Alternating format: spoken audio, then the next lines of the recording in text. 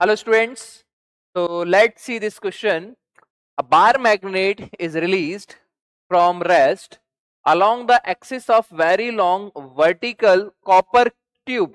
After some time the magnet will.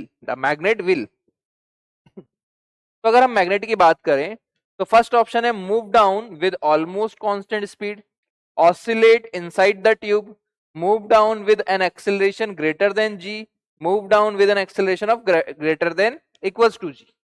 तो हम कहें तो ऑप्शन ए हमारे पास करेक्ट होगा. क्यों होगा? पहले बात करें कंसेप्ट यूज किया है यहाँ पे, तो ईडी करंट का कंसेप्ट है यहाँ पर.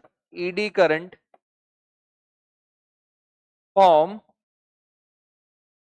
इन metallic pipe. Metallic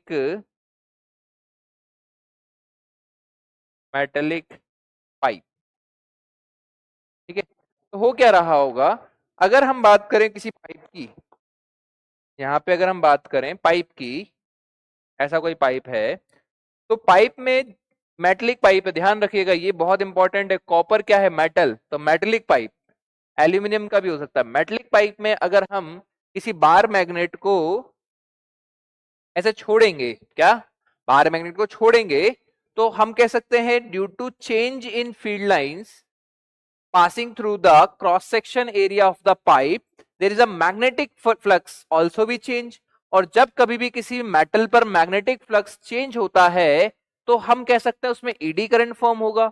eddy current क्या करेगा? ईडी करंट यहां पर मैग्नेट के मोशन का अपोज करेगा, मतलब ऊपर की तरफ एक मैग्नेटिक फोर्स लगाएगा. mg कैसा लग रहा है? नीचे की तरफ लग रहा है. तो ये मैग्नेटिक फोर्स, इसकी वेलोसिटी बढ़ने के साथ साथ ये भी बढ़ता रहेगा.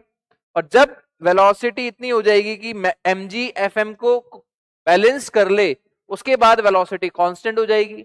हम कह सकते हैं आफ्टर सम टाइम जो वेलोसिटी होगी बार मैग्नेट की वो क्या हो जाएगी? कांस्टेंट हो जाएगी. तो हमारा आंसर क्या होगा? Option number A, move down with almost constant speed after a long time या आफ्टर सम टाइम. समझ में आ रही है बात? तो ऑप्शन 1 इज करेक्ट आंसर. ठीक है.